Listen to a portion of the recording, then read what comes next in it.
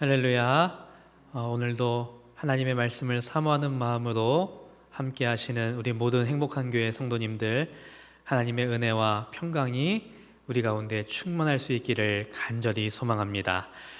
오늘은 제16과 쓰임받는 지도자 모세라는 제목으로 함께 말씀을 나누게 됩니다. 저희가 지난주에 나누었던 말씀을 한번 살펴보면 요셉이 애굽의 총리가 된 이후에 가나안에 거주하던 야곱의 가족들이 애굽으로 이주를 해 내려오는 모습을 우리가 살펴보았습니다.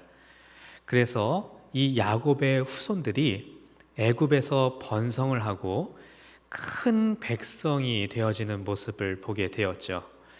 이러한 모습 속에서 요셉을 알지 못하는 새로운 왕이 등장을 하게 되고, 이 왕이 이스라엘 민족을 학대하고 괴롭혔던 모습을 보게 됩니다.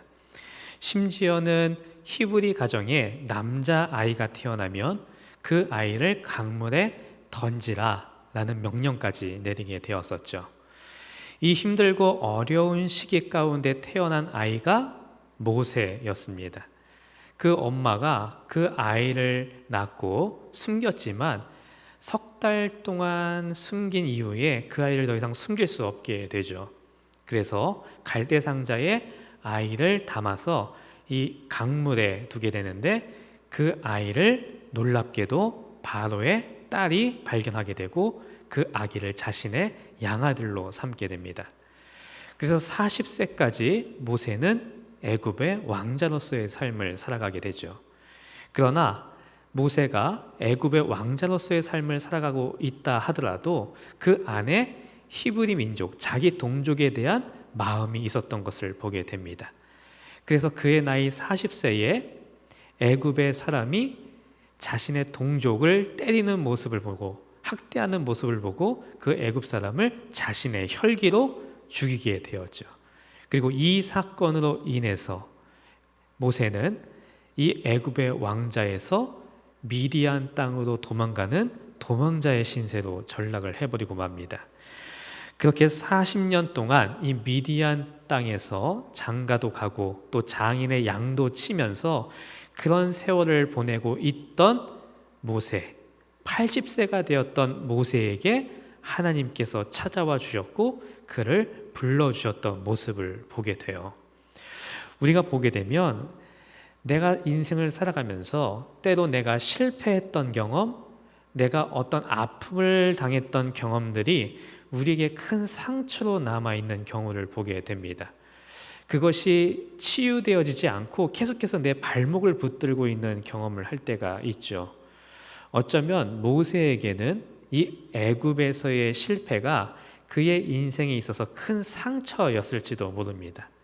그런데 하나님께서는 그런 모세를 부르시고 다시 애굽으로 가라고 말씀하시는 모습을 보게 돼요.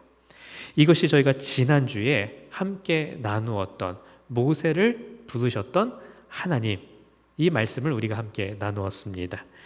자, 이제 탐구 1번을 보게 되면 돌아온 모세라고 되어 있는데요. 40년 전 애굽을 떠났던 모세는 이제 80세가 되어서 다시 애굽으로 가게 됩니다. 이 80세라고 하는 나이는 적은 나이가 아니죠. 이제는 이 노년으로 향하는 그 나이, 80세의 나이에 모세가 부름을 받게 됩니다. 자, 육신적으로 보면 40세 때의 모세보다 훨씬 더 노쇠했어요. 그러나 놀라운 것은 이 80세의 부르심을 받은 모세의 모습은 이전의 모세의 모습보다 더 강할 수 있었다는 것을 우리가 살펴보게 되는데요. 어떻게 이렇게 80세가 된 모세가 이전의 모세의 모습보다 더 강할 수 있었을까? 우리 출애굽기 4장 20절, 21절 말씀을 함께 읽도록 하겠습니다. 모세가 그의 아내와 아들들을 나귀에 태우고 애굽으로 돌아가는데 모세가 하나님의 지팡이를 손에 잡았더라. 여호와께서 모세에게 이르시되 내가 애굽으로 돌아가거든 내가 내 손에 준 이적을 바로 앞에서 다 행하라. 그러나 내가 그의 마음을 완악하게 한즉 그가 백성을 보내주지 아니하리니. 자, 이제 모세가 다시 애굽으로 돌아가고 있는 모습을 보게 됩니다. 자, 그런데 모세가 애굽으로 돌아가는 이때에 누가 모세와 함께 해주고 계셨는가? 하나님께서 모세와 함께 해주고 계신 모습을 보게 돼요. 이전에 40세 때는 모세가 자기의 힘으로 자기의 동족을 구해내려고 했습니다. 그런데 실패했었죠.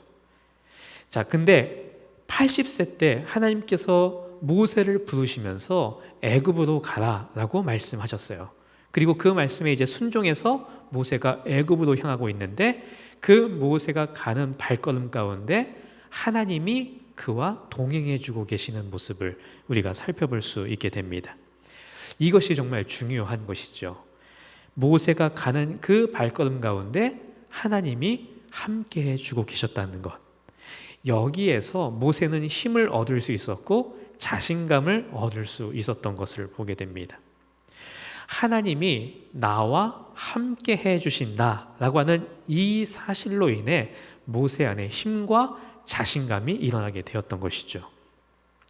우리의 자신감이 어디에서 오는가? 때로 우리는 내 안의 자신감이 내 실력, 내 능력, 내가 가지고 있는 것으로 내가 자신감을 갖게 된다고 생각할 때가 있는데 사실 우리의 진짜 자신감은 내 안에 있는 것으로 나오는 것이 아니라 나와 함께 해주시는 하나님으로 인해서 우리의 영적 자신감이 일어나게 된다는 것을 우리가 깨닫게 되는 것이죠. 자, 세상은 너무나도 거대합니다. 우리가 세상과 싸워서 이길 수가 없죠. 그런데 우리가 담대하게 세상에 나아가서 세상과 맞서 싸울 수 있는 이유는 하나님이 나와 함께 해주시기 때문이죠. 우리는 죄를 지을 수밖에 없는 연약한 사람들이에요. 그런데 우리가 죄와 맞서 싸울 수 있는 이유는 하나님이 나와 함께 해주시기 때문입니다.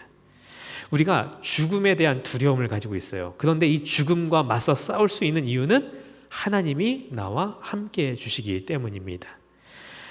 모세가 애굽으로 갈 때 하나님께서 모세와 함께 해주셨어요. 모세를 붙들어주고 계셨던 것이죠. 마찬가지로 하나님이 우리와 함께 해주시고 우리의 삶을 붙들어 주시기에 우리는 영적 자신감을 가지고 하나님의 말씀을 가지고 담대히 나아갈 수 있게 된다는 것을 우리가 발견하게 됩니다. 모세의 가는 발걸음에 하나님이 함께 해주셨어요. 그리고 더 나아가서 하나님께서 모세에게 함께 할 수 있는 동역자를 붙여주셨던 것을 보게 됩니다. 자, 이 모세의 동역자가 누구였는가? 출애굽기 4장 28절 말씀을 우리 함께 읽도록 하겠습니다. 모세가 여호와께서 자기에게 분부하여 보내신 모든 말씀과 여호와께서 자기에게 명령하신 모든 이적을 아론에게 알리니라. 자, 하나님께서 모세와 함께 해주시면서 모세에게 동역자를 또 붙여주셨어요. 그 동역자가 누구였는가? 모세의 형이었던 아론이었습니다. 자, 하나님께서 모세를 부르셨어요. 근데 모세가 하는 변명이 뭐였냐면 저는 연약합니다. 그리고 저는 말을 잘 할 줄 모르는 사람입니다. 이렇게 하나님께 변명을 해요. 근데 하나님께서 그와 함께 하시겠다라고 약속하시면서 그에게 붙여주신 사람이 누구였냐면 그의 형 아론이었어요. 그러니까 하나님께서 모세에게 말씀을 주시면 모세가 받은 그 하나님의 말씀을 백성들에게 아론이 전해주는 역할을 감당했던 것을 보게 됩니다. 자, 우리가 진짜 하나님의 사명을 가지고 있고 우리가 진짜 하나님의 일을 감당한다면 우리에게 두 가지 모습이 나타나게 되는데요. 첫 번째는 반드시 하나님이 우리와 함께 해주신다는 것이고 두 번째는 하나님께서 반드시 그 일을 함께 할 수 있는 동역자를 붙여주신다는 것입니다. 내가 정말 하나님의 꿈을 꾸고 있고 하나님께서 주신 비전을 품고 있고 정말 하나님께서 주신 사명을 가지고 있다면 반드시 하나님께서 그 일 가운데 함께 해주시고 하나님께서 반드시 하나님의 영에 감동된 동역자들을 붙여주신다는 것이죠. 우리가 이것을 반드시 기억할 필요가 있습니다. 그 성경을 보게 되면 엘리야가 하나님의 일을 감당하다가 완전히 지쳐서 쓰러지고 낭망하고 도망을 가는 일이 일어나게 되었어요. 그리고 하나님께서 그 도망가는 엘리야에게 왜 내가 여기 있느냐라고 물으시니까 엘리야가 이제는 나 혼자만 남았습니다 라고 이야기를 하거든요. 그런데 하나님께서 그런 엘리야를 일으켜 세워주시면서 뭐라고 말씀을 하시냐면 아직 바알에게 무릎 꿇지 않은 7,000명의 사람이 남아있다라고 말씀을 해주세요. 엘리야는 자기 혼자만 지금 남아있다라고 생각을 했는데 하나님께서는 아니다. 아직 바알에게 무릎 꿇지 않은 7,000명이 남아있다라고 말씀해 주시는 모습을 보게 되죠. 내가 정말 하나님의 일을 감당하고 있다면, 내가 하나님의 길을 걸어간다면 하나님이 우리와 함께 해주시고 반드시 그 일을 이루어감에 있어서 믿음의 동역자들을 붙여주신다는 사실을 우리가 깨닫게 되는 것이죠. 그래서 우리가 실제로 보면 저거는 정말 인간의 힘으로 할 수 있는 일이 아닌데 어떻게 저 일들을 감당해냈을까? 어떻게 저 일을 감당하고 세워낼 수 있을까? 이런 일들을 보게 되는데 그때에 하나님이 함께 해주시고 믿음의 동역자들이 그 일 가운데 함께 일어나서 그 일들이 세워져가는 일들을 우리가 실제로 경험하고 보게 됩니다.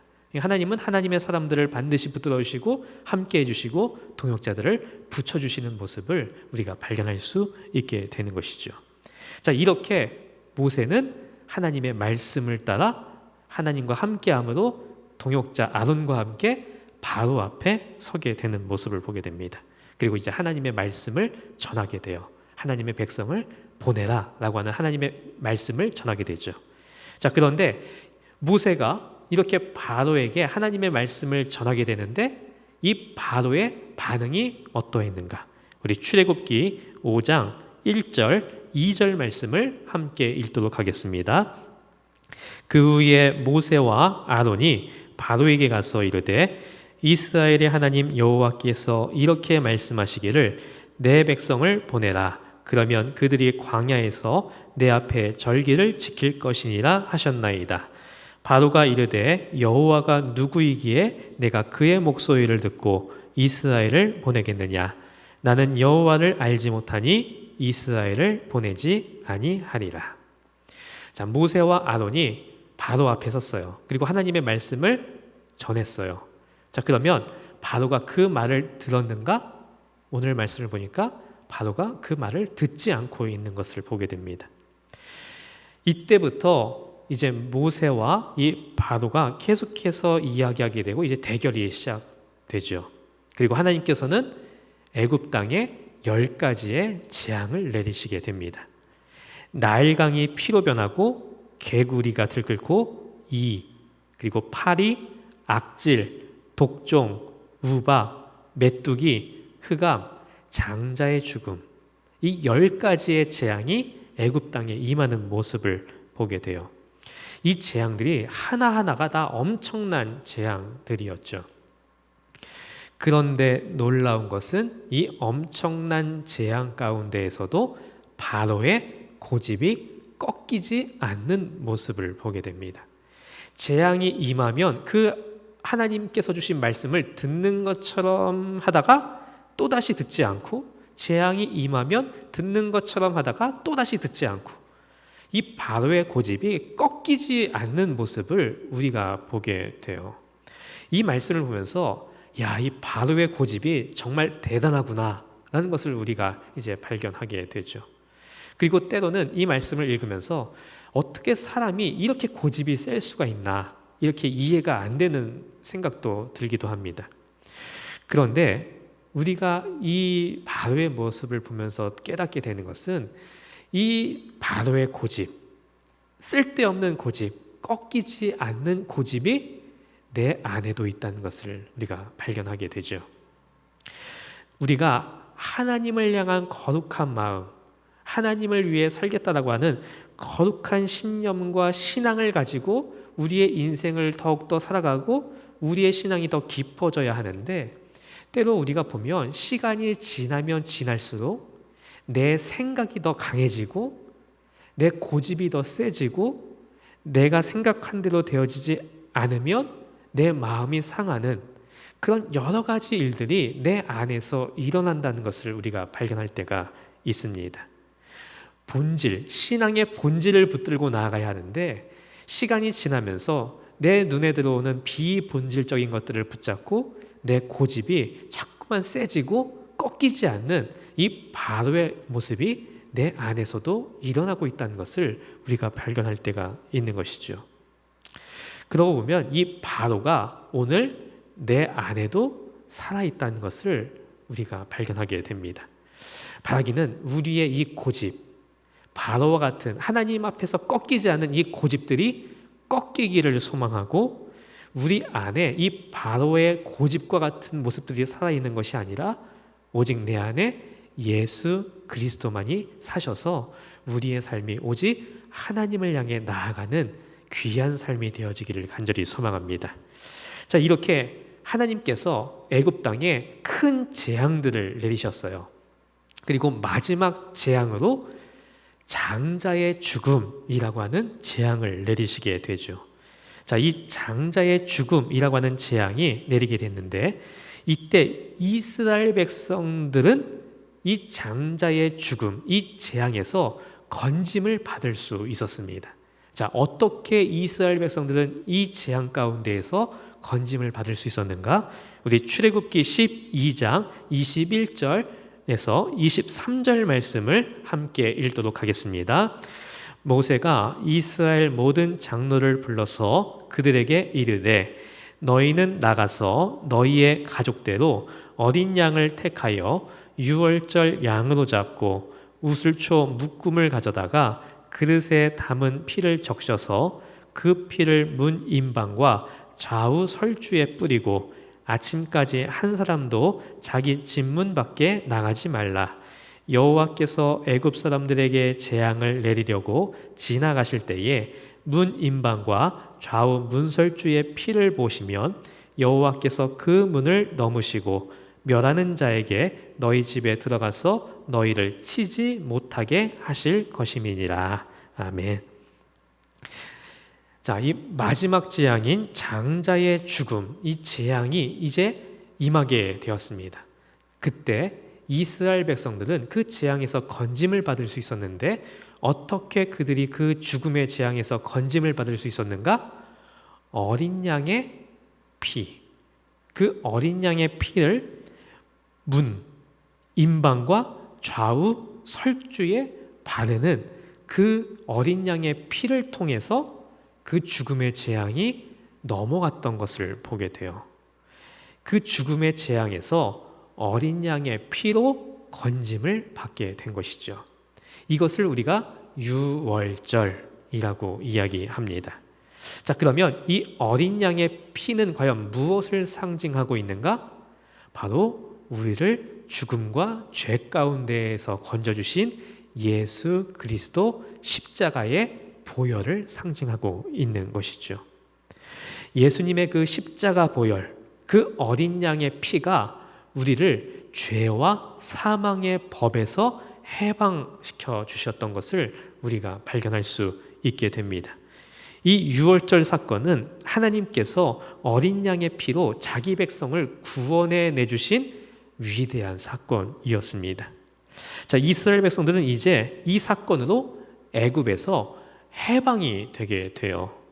마찬가지로 우리는 이제 이 유월절 어린 양의 피, 예수 그리스도의 그 피로 죄와 사망에서 해방이 되었고 이제는 하나님의 자녀로 거듭나게 된 것이죠.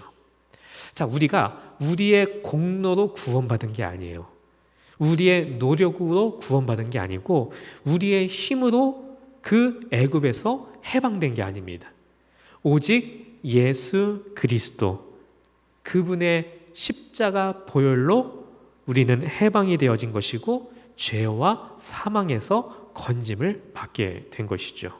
그 예수 그리스도의 그 피가 우리를 살린 거예요.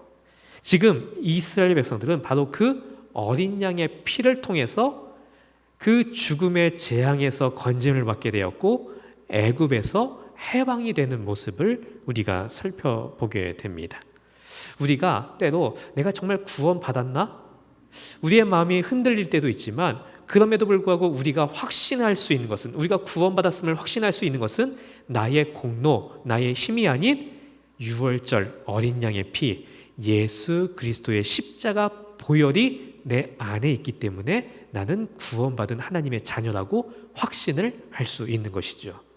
구원의 근거는 내 안에 있는 것이 아니라 나를 구원하신 예수 그리스도의 십자가 보혈에 있다는 것을 우리가 발견하게 됩니다. 이 놀라운 경험, 이 놀라운 역사를 통해서 이제 이스라엘 백성들은 건짐을 받게 되었고 애굽에서 해방되어서 이제 하나님께서 약속하신 가나안 땅으로 향하게 되는 모습을 보게 돼요.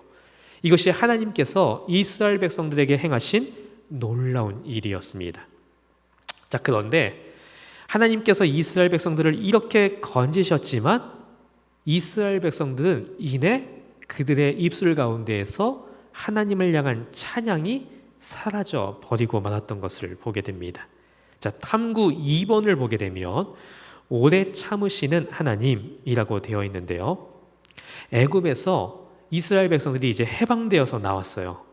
기쁨으로 이제 나오게 되었습니다. 자, 그런데 백성들이 앞을 향해서 가는데 그들 앞에 무엇이 막혀 있었냐 하면 홍해가 막혀 있었던 것을 보게 돼요. 자, 이때 이스라엘 백성들의 모습은 어떠했는가? 출애굽기 14장 11절 말씀을 함께 읽겠습니다. 그들이 또 모세에게 이르되 애굽에 매장지가 없어서 당신이 우리를 이끌어내어 이 광야에서 죽게 하느냐? 어찌하여 당신이 우리를 애굽에서 이끌어내어 우리에게 이같이 하느냐? 자, 이스라엘 백성들이 애굽에서 나올 때는 하나님을 찬양하고 새로운 땅, 가나안 땅에 대한 기대를 품고 있었습니다. 그런데 그들 눈에 홍해가 보이고 홍해가 그들을 가로막자 그들은 이제 그 입술에서 원망과 불평을 터뜨리기 시작하죠. 이것이 이스라엘 백성들의 모습이었습니다. 자, 이때 하나님께서는 이 홍해를 가르시고 이스라엘 백성들을 또다시 인도하시죠. 출애굽기 14장 13절 14절 말씀을 함께 읽겠습니다. 모세가 백성에게 이르되 너희는 두려워하지 말고 가만히 서서 여호와께서 오늘 너희를 위하여 행하시는 구원을 보라. 너희가 오늘 본 애굽 사람을 영원히 다시 보지 아니하리라. 여호와께서 너희를 위하여 싸우시리니 너희는 가만히 있을지어다. 자, 하나님께서 너희를 위해 친히 싸워주실 것이다 라고 지금 모세가 이야기하는 것을 보게 됩니다. 그리고 출애굽기 우리 14장 21절 말씀을 함께 읽겠습니다. 모세가 바다 위로 손을 내밀어 여호와께서 큰 동풍이 밤새도록 바닷물을 물러가게 하시니 물이 갈라져 바다가 마른 땅이 된지라. 자, 모세가 바다 위로 손을 내밀자 큰 동풍이 불었고 그 바람으로 인하여서 바닷물이 갈라지게 되는 역사가 일어나게 돼요. 막혔던 그 홍해가 갈라지면서 하나님께서 인도하시는 놀라운 새로운 길이 나고 있는 것을 보게 됩니다. 자, 이스라엘 백성들은 이제 애굽에서 10가지 재앙이라는 놀라운 하나님의 역사를 경험했어요. 그리고 이제 홍해가 갈라지는 경험을 하게 되었습니다. 자, 그러면 이제 이스라엘 백성들은 원망과 불평을 거두어들이고 하나님을 찬양하면서 그 길을 걸어갔는가? 그렇지 않았죠. 이 홍해를 건너서 이제 이스라엘 백성들이 가나안 땅을 향해 가는데 그들 눈앞에 펼쳐진 것은 광야였습니다. 이 광야가 눈에 들어오게 되자 이스라엘 백성들은 또다시 하나님을 원망하기 시작했죠. 자, 광야에서 이스라엘 백성들이 하나님을 원망하기 시작했는데 왜 이들은 또 원망을 하기 시작했는가? 출애굽기 16장 3절 말씀을 함께 읽겠습니다. 이스라엘 자손이 그들에게 이르되 우리가 애굽 땅에서 고기 감아 곁에 앉아 있던 때와 떡을 배불리 먹던 때에 여호와의 손에 죽었더라면 좋았을 것을 너희가 이 광야로 우리를 인도해 내어 이 온 회중이 줄여 죽게 하는도다. 자, 지금 광야를 이제 걸어가게 되었는데 이스라엘 백성들이 또다시 원망하고 불평합니다. 먹을 것이 없다는 것이죠. 이스라엘 백성들은 눈앞에 보이는 상황에 계속해서 불평하고 원망을 하는 모습을 보게 됩니다. 자, 하나님께서는 그런데도 이런 이스라엘 백성들에게 무엇을 주셨는가? 출애굽기 16장 13절에서 14절 말씀을 함께 읽겠습니다. 저녁에는 메추라기가 와서 진에 덮이고 아침에는 이슬이 진 주위에 있더니 그 이슬이 마른 후에 광야 지면에 작고 둥글며 서리같이 가는 것이 있는지라. 자, 광야는 먹을 것이 없는 땅이에요. 메마른 땅이죠. 그런데 하나님께서 그 메마른 땅 가운데 이스라엘 백성들에게 만나와 메추라기를 내려주시는 모습을 보게 됩니다. 인간은 땅에서 나는 음식을 먹고 살아가죠. 그런데 하나님께서 이 광야를 지나가는 이스라엘 백성들에게는 하늘에서부터 내려오는 음식, 양식을 먹게 해주시는 놀라운 은혜를 우리가 보게 돼요. 자, 하나님께서 이렇게 만나와 메추라기, 신령한 음식으로 이들을 채워주셨어요. 자, 그러면 이제 이스라엘 백성들이 그들의 원망과 불평을 거두었는가? 그렇지 않았죠. 계속해서 이스라엘 백성들은 원망하고 불평을 하게 됩니다. 이스라엘 백성들이 이 르비딤이라는 곳에 도착을 하게 되었는데 거기에 물이 없었어요. 그러자 또 불평하고 원망을 하게 되는데 출애굽기 17장 7절 말씀을 보게 되면 하나님께서 이곳에 물을 내어주시는 모습을 보게 됩니다. 우리 출애굽기 17장 7절 말씀을 함께 읽겠습니다. 그가 그곳 이름을 마사 또는 무리바라 불렀으니 이는 이스라엘 자손이 다투었음이요 또는 그들이 여호와를 시험하여 이르기를 여호와께서 우리 중에 계신가 안 계신가 하였음이더라. 자, 하나님께서 이스라엘 백성들을 애굽에서부터 끊임없이 인도해 주셨어요. 그런데 이스라엘 백성들은 광야에서 눈앞에 보이는 것들만 바라보면서 하나님 앞에 지금 뭐라고 얘기하냐면 하나님이 우리 가운데 계신가 안 계신가 라고 이야기하고 있는 것을 보게 돼요. 그 수많은 경험, 놀라운 역사를 경험하고 애굽에서 해방되어져 나온 그 놀라운 일들을 경험했음에도 불구하고 이스라엘 백성들은 자신의 눈앞에 보이는 상황 속에서 하나님이 나와 함께하고 계시는가 안 계시는가 이렇게 이야기하고 있는 모습을 보게 됩니다. 이 원망과 불평이 끊임없이 계속 이어지는 모습을 보게 돼요. 그래서 결국 이스라엘 백성들은 이 원망과 불평으로 인해서 40년의 세월을 이 광야에서 방황하며 또 연단받아야 했던 것을 우리가 보게 됩니다. 우리가 신앙생활을 보게 되면 우리는 예수 그리스도의 십자가 보혈의 피로 죄와 사망에서 건짐을 받았고 해방이 되어졌어요. 자, 그래서 우리는 이제 예수 그리스도의 피로 거듭나게 되었고 하나님의 자녀가 되어진 것이죠. 그래서 이제는 우리는 그 거듭남 이후에 가나안 땅을 향해 가는 천성, 하나님의 나라, 천국을 향해 나아가는 하나님의 백성이 되었습니다. 그런데 우리가 하나님의 은혜로 구원을 받고 이제 하나님 나라를 향해서 나아가는데 하나님의 나라를 향해 나아가는 그 과정 가운데 우리의 삶에 무엇이 놓여져 있는가? 광야가 놓여져 있는 것이죠. 이 광야라고 하는 것은 고단한 곳이고 굉장히 힘겨운 곳입니다. 광야에는 먹을 것이 없습니다. 광야에는 마실 물이 없어요. 우리의 인생을 보게 되면 우리의 인생 가운데 수많은 고난과 어려움, 우리가 이해할 수 없는 상황들이 우리의 삶에 펼쳐지게 되는 것을 보게 됩니다. 우리가 하나님의 은혜로 구원을 받았고 이제 하나님의 나라를 향해 가게 되었는데 그 하나님의 나라를 향해 가는 과정 가운데 우리는 너무나도 메마른 땅, 광야와 같은 땅을 걸어가면서 우리의 인생을 살아가게 되는 것이죠. 그런데 이 광야를 지나갈 때에 우리가 고백해야 하는 것은 무엇이냐면 우리의 입술 가운데 이스라엘 백성들과 같이 원망과 불평, 눈앞에 보이는 상황만을 의지하면서 원망과 불평을 쏟아내는 것으로 광야를 걸어가는 것이 아니라 내 눈앞에 보이는 것 너머에 계신 나와 함께하고 계시는 그 하나님을 바라보며 하나님을 신뢰하며 이 광야와 같은 세상 가운데에서, 광야와 같은 내 삶 가운데에서 하나님을 붙잡고 나아가는 우리의 삶이 되어져야 한다는 것을 우리가 발견하게 됩니다. 광야를 통과할 수 있는 유일한 한 가지의 방법은 오직 하나님을 신뢰하는 것밖에 없다는 것이죠.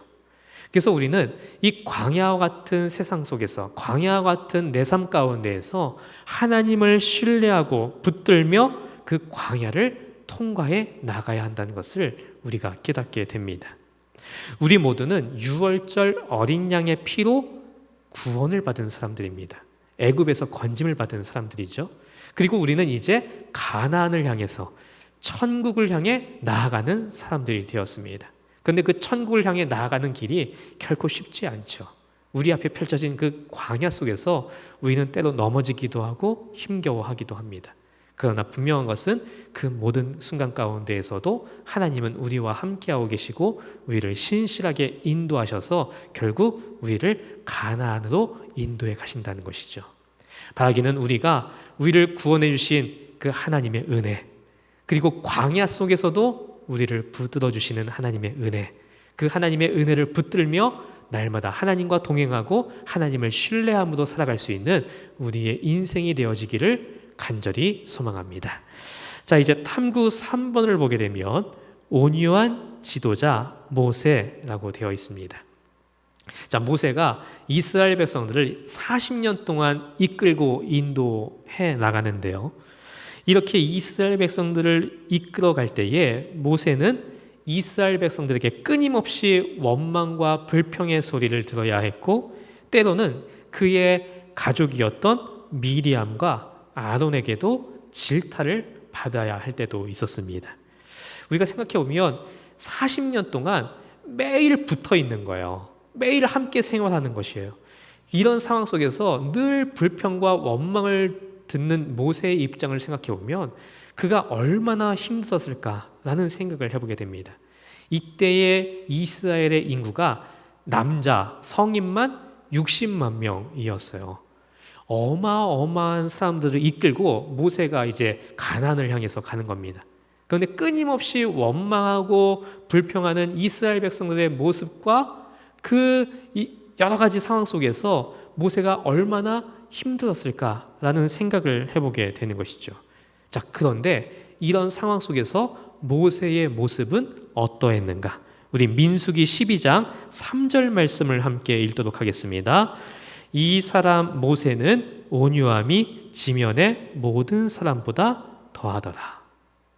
자, 우리가 40세 때의 모세의 모습을 보게 되면 그 모세의 안에는 혈기가 가득했었어요. 만약에 40세 때 모세의 모습이 지금까지 이어져 있었다면 아마 모세는 이스라엘 백성들과 날마다 다투었을 겁니다. 아마 그 날마다 불평하는 이스라엘 백성들의 모습을 보면서 그가 그 화를 참지 못했을 거예요. 그런데 놀랍게도 오늘 말씀을 보게 되면 이스라엘 백성들을 인도해가는 이 모세의 모습이 너무나도 온유했고 그 온유함이 지면의 모든 사람보다 더하더라 라고 기록해주고 있는 것을 보게 됩니다. 이전에 하나님의 부르심을 받기 이전에 자기의 혈기로 살아가던 모세의 모습은 그 안에 자기의 것들이 넘쳐났었어요. 분노, 혈기가 가득했었죠. 그런데 세월이 지나 하나님의 사명을 받고 하나님의 인도하심 가운데에서 나아갔던 모세의 모습은 이제 그 안에 온유함이 넘쳐나고 있었던 것을 보게 됩니다. 그의 모습이 완전히 변화되어져 있었다는 것을 우리가 발견할 수 있게 되는 것이죠. 그의 성품, 그의 모든 것들이 하나님 안에서 다듬어져 있었고 그렇게 변화되어졌던 것을 우리가 보게 됩니다. 이 변화는 억지로 되어지는 것이 아니죠. 자기 힘으로 되어진 것도 아니죠. 모세가 하나님 안에 거함으로 하나님께서 그를 다듬어 가셨고 놀랍게도 그 혈기가 온유함으로 변화되어졌던 것을 보게 돼요. 우리가 하나님 안에 거한다면 우리 안에도 반드시 이런 변화가 일어나게 됩니다. 변화는 내 힘으로 이뤄내는 게 아니죠. 내 노력과 결단도 물론 필요하지만 내 노력과 결단으로 내 삶이 온전히 다, 내 성품이 다 변화되어지는 것은 아닙니다. 우리에게 변화가 반드시 필요한데 이 변화는 어떻게 일어나게 되는가? 내가 하나님과 온전한 관계를 형성하고 하나님 안에 끊임없이 거할 때에, 하나님 안에 내가 있을 때에 그 변화가 내 안에 일어나게 되는 것을 보게 됩니다. 진짜 변화는 하나님 안에 거할 때에 일어나게 된다는 것이죠. 바라기는 모세에게 일어났던 이 놀라운 변화, 그래서 하나님께 귀하게 쓰임받던 이 놀라운 일들이 우리의 삶에도 일어나기를 간절히 소망합니다. 시간이 지날수록 바로와 같은 꺾이지 않는 고집이 내 안에 살아 움직이는 것이 아니라, 내 혈기가 살아 움직이는 것이 아니라, 시간이 지나면 지날수록 내가 하나님 안에 거하고 하나님과 더 깊은 관계를 누리고 내 안에 있는 것들이 점점 더 사라지고 내 안에 하나님께서 주시는 성품, 하나님께서 행하시는 역사들이 시간이 갈수록 더 놀랍게 일어나고 풍성해지는 일들이 우리의 삶 가운데 놀랍게 일어날 수 있기를 간절히 축복합니다. 이렇게 모세는 120세까지 이스라엘 백성들을 이끈 후에 가나안 땅을 눈앞에 두고 하나님께로 돌아가게 됩니다. 우리가 지난주와 오늘 모세에 관한 말씀을 함께 살펴보았는데요. 80세에 하나님의 부르심을 받은 모세는 하나님께 귀하게 쓰임을 받았던 것을 보게 됩니다. 우리가 오늘 말씀을 통해서 첫 번째로는 하나님의 사랑을 발견할 수 있게 돼요. 자기 힘으로는 애굽에서 나올 수 없는 그 이스라엘 백성들을 하나님께서 사랑해 주셔서 그들을 건져 주셨고, 어린 양의 피로 그들에게 재앙을 내리지 않으시고 그 재앙이 건너가게 하셨고, 홍해를 가르시고 광야에서도 그들을 신실하게 인도하시는 하나님의 사랑을 발견하게 됩니다. 또 모세의 모습을 보게 되면 혈기로 가득했던 한 사람이 하나님을 만나고 하나님과 함께 거함으로 하나님과의 깊은 교제와 관계 속에서 온유하고 하나님께 쓰임받는 사람으로 변화되어지는 모습을 보게 되어져요. 또 이스라엘 백성들을 보게 되면 하나님의 구원을 경험했지만 끊임없이 하나님을 신뢰하지 못하고 불평하고 원망하는 이스라엘 백성들을 보게 됩니다. 그리고 계속해서 옛것을 바라보면서 우리가 차라리 애굽에 있었더라면 좋았을 것을 이라고 얘기하며 자꾸 옛것에 집착하는, 옛것을 바라보는 이스라엘 백성들의 모습을 보게 돼요. 우리는 이제 하나님의 구원을 받은 백성으로서 옛것을 바라보는 사람들이 아닌 하나님을 바라보며 날마다 새로운 삶을 살아가는 사람들이 되어야 합니다. 하기는 오늘 말씀을 통해서 우리가 깨닫게 되어지는 것들이 참 많은데요. 우리가 하나님의 사랑을 경험하고 그 사랑, 예수 그리스도의 그 십자가 보혈을 의지해서 나아가는 사람들이 되어지길 원하고, 모세와 같은 변화가 우리 가운데 일어나서 하나님께 귀하게 쓰임받는 삶이 되어지기 원하고, 옛것을 바라보는 것이 아닌 하나님을 바라보며 날마다 새로운 삶을 살아갈 수 있는 우리의 삶이 되어질 수 있기를 간절히 소망합니다. 기도하시겠습니다. 하나님 감사합니다. 오늘도 우리에게 말씀을 허락해 주시고 또 하나님의 말씀을 깨닫게 하시니 감사합니다. 하나님, 우리의 삶이 모세와 같이 변화되어지고 쓰임받는 인생 되어질 수 있도록 인도하여 주옵소서. 6월절 어린 양의 피로 우리를 구원해 주신 은혜 감사를 드립니다. 이제 옛것을 바라보는 삶이 아닌 오직 예수 그리스도를 바라보며 새로운 삶을 향해 나아가는 우리의 인생, 불평과 원망이 아닌 하나님만을 찬양하는 인생 되어질 수 있도록 주여 우리와 함께하여 주시옵소서. 예수 그리스도의 이름으로 기도드립니다. 아멘. 교회 생활 안내 드리겠습니다. 코로나19 감염 예방을 위한 예배 안내입니다.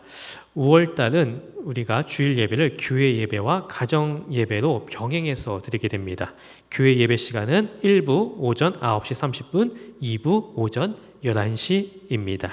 금주 주일 오후 그리고 수요 낮 예배, 수요 저녁, 금요 심야는 모이지 않고 있습니다. 참고해 주시기를 부탁을 드립니다. 이번 한 주간도 하나님의 은혜로 충만하신 우리 행복한 교회 모든 성도님들 되시기를 간절히 소망합니다.